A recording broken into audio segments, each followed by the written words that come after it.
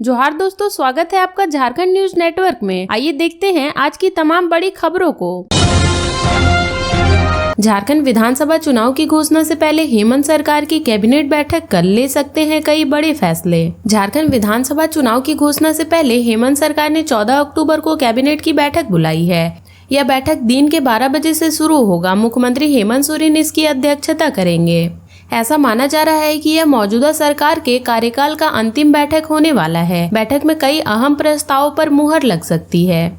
झारखंड विधानसभा चुनाव की तारीखों का ऐलान चुनाव आयोग जल्द ही कर सकता है, इसलिए ऐसी संभावना जताई जा रही है कि सोमवार को हेमंत सरकार की इस कैबिनेट में कई लोक लुभावन फैसले लिए जा सकते हैं। यह 6 दिनों के अंदर में सरकार की दूसरी कैबिनेट बैठक है। इससे पहले 8 अक्टूबर को भी कैबिनेट की बैठक बुलाई गई थी। इसमें 81 प्रस्तावों पर मुहर लगी थी। इससे पहले 8 अक्टूबर की बैठक में भी कई लोक लुभावन फैसले लिए गए थे, जिसमें मरांगगोम के जयपाल सिंह मुंडा पारदर्शी छात्रवृत्ति योजना में संशोधन करने की सहमति बनी।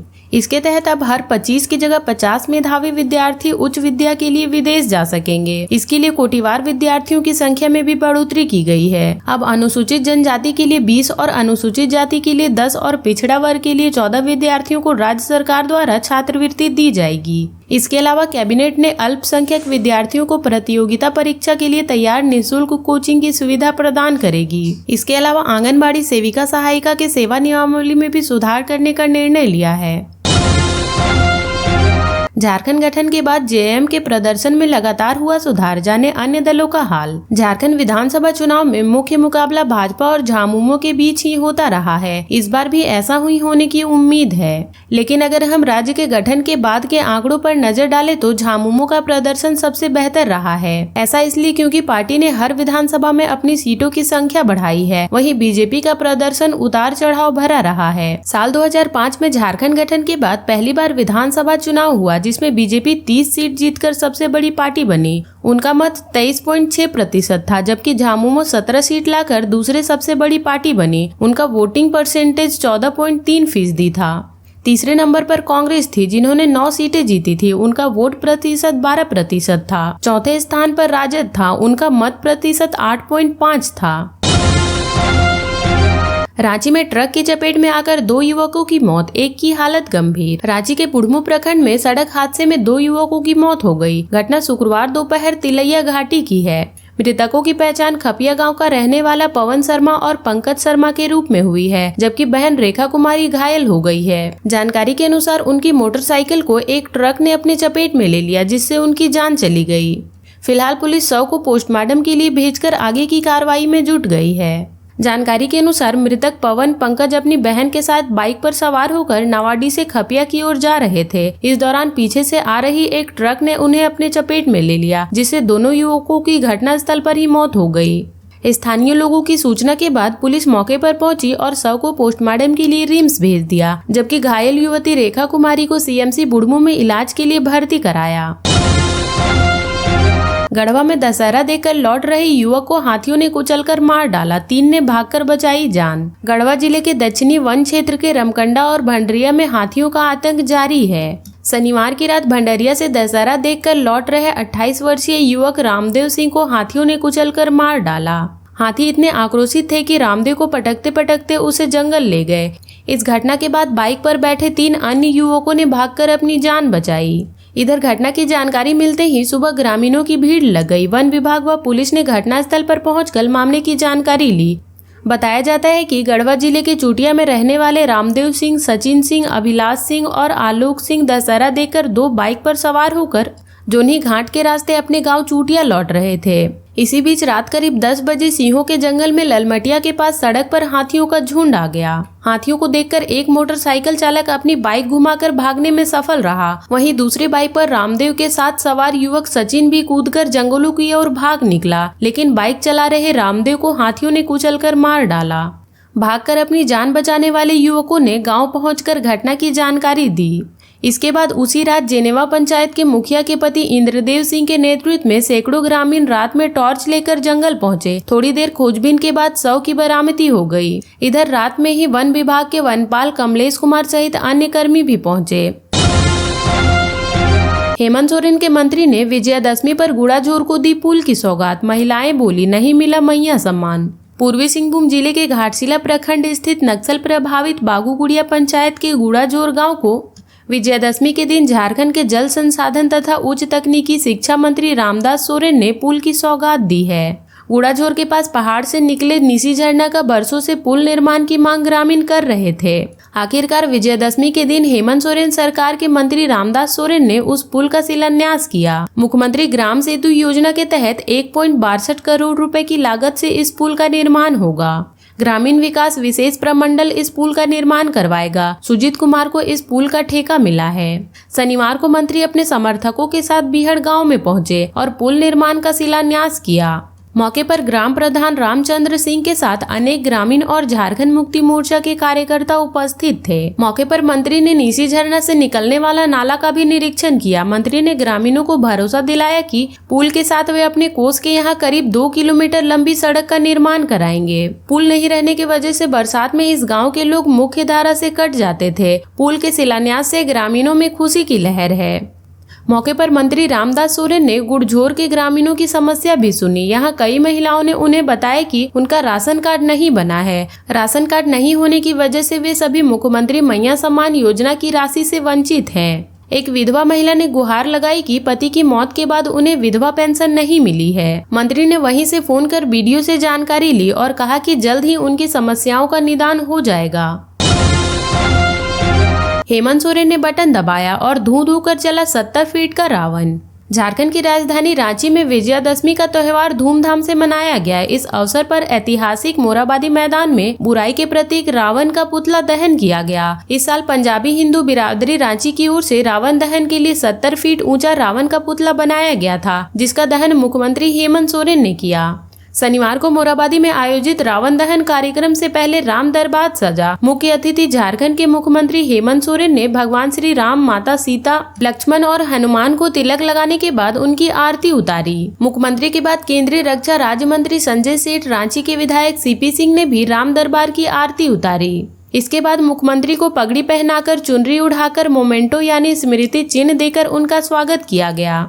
संजय सेठ, सीपी सिंह का भी पंजाबी हिंदू दरबारी की ओर से स्वागत किया गया। स्वागत समारोह के बाद रामलीला का संक्षिप्त मंचन किया गया, जिसमें रावण वध की झांकी दिखाई गई। इससे पहले मुख्यमंत्री हेमंत सोरेन ने रांची और झारखंड के सभी लोगों को दशहरा की शुभकामनाएं दी। उन्होंने कहा कि रावण दहन से राज्य को देश में ऐतिहासिक मोरहाबादी मैदान से संदेश जाएगा। उन्होंने कहा कि रावण दहन बुराई पर अच्छाई की जीत का प्रतीक है। यह संदेश देता है कि असत्य पर हमेशा सत्य की विजय होती है। विजयदशमी के दिन SNMMCH के PG ब्लॉक के पास अज्ञात शव मिलने से सनसनी। विजयदशमी के दिन धनबाद में एक मेडिकल कॉलेज के पास बने सुपर स्पेशलिस्ट हॉस्पिटल परिसर में अज्ञात व्यक्ति का शव मिलने से सनसनी फैल गई।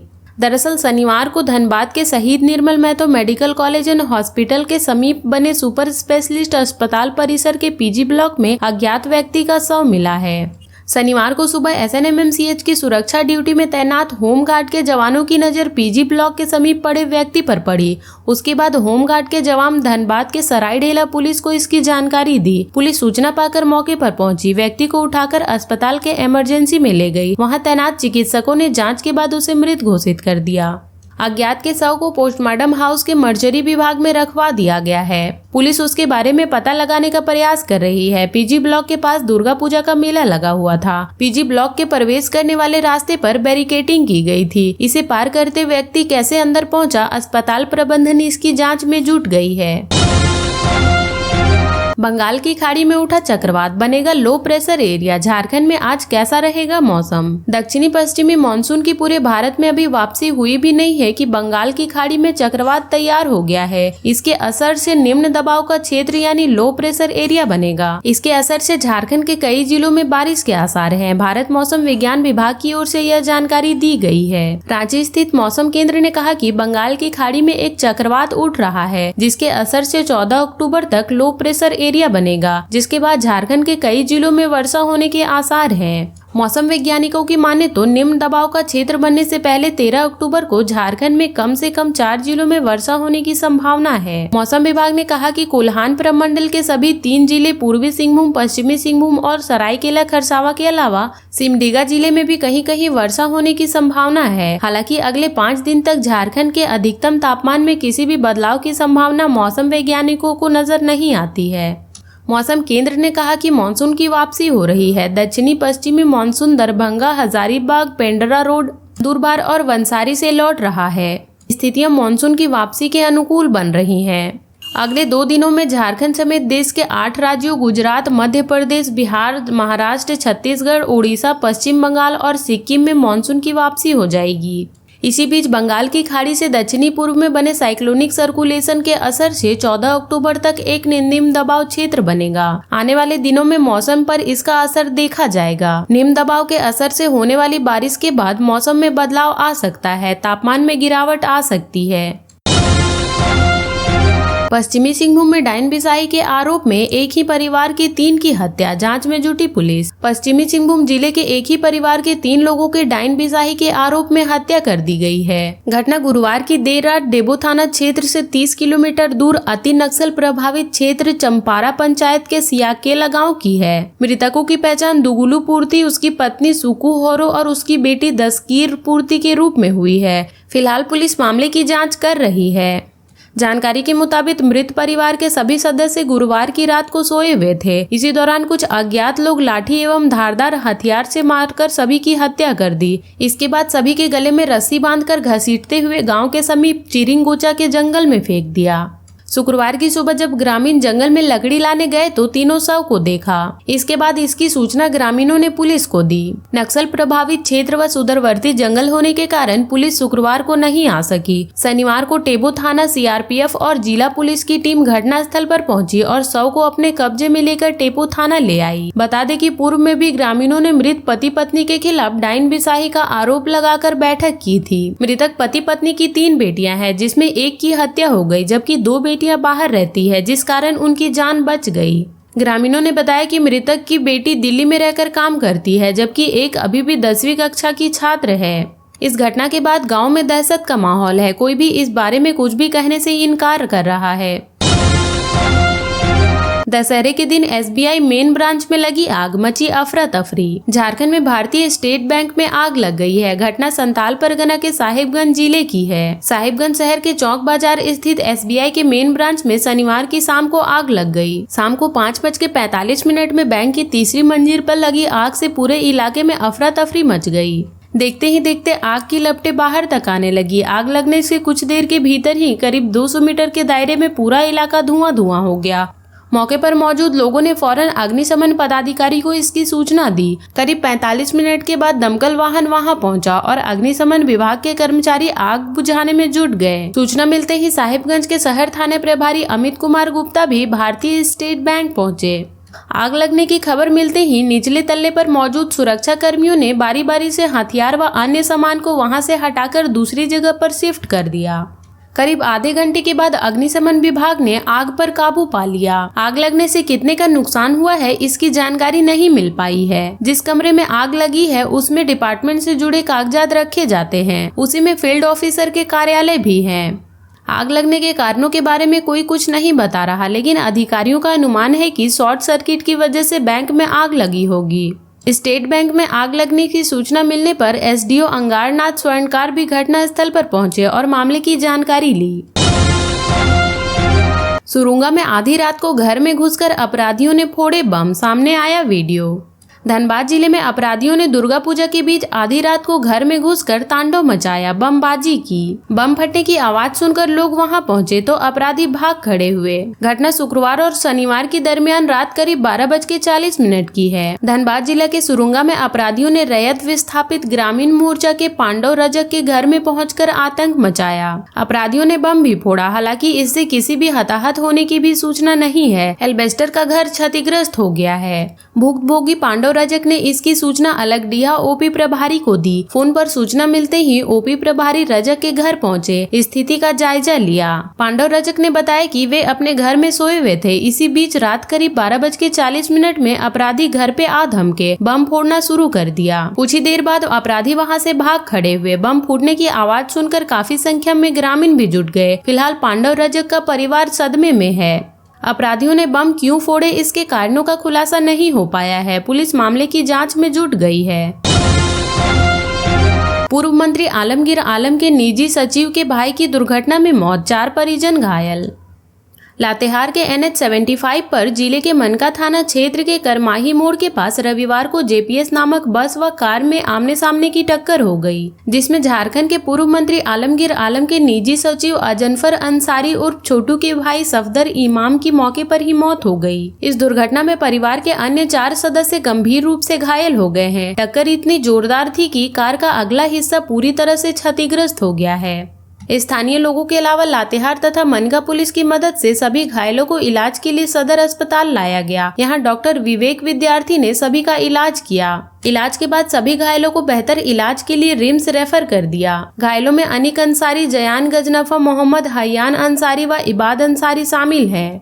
अस्पताल उपाध्यक्ष डॉक्टर अखिलेश प्रसाद ने बताया कि जयान गजनफा और मोहम्मद हजियान अंसारी को गंभीर चोट लगी है। दोनों का पैर टूट गया है और सिर पे भी गंभीर चोट लगी है। इबाद अंसारी व अनिक अंसारी को भी चोट लगी है। पूर्व मंत्री के निजी सचिव छोटू ने बताया कि 2 कार पर सवार होकर हम पूरा परिवार नेतरहाट घूमने के बाद बेतला भ्रमण करते हुए वापस रांची आ रहे थे। तभी करमाही मोड़ के पास विपरीत दिशा से आ रही JPS नामक यात्री बस ने कार को सीधी टक्कर मार दी, जिसमें एक भाई की मौके पर ही मौत हो गई, जबकि बेटे समेत परिवार के अन्य 4 सदस्य गंभीर रूप से घायल हो गए हैं। उन्होंने आगे बताया कि एक कार में पत्नी और 2 बच्चे साथ बैठे थे, जबकि दूसरे कार में एक बेटा और परिवार के अन्य सदस्य सवार थे।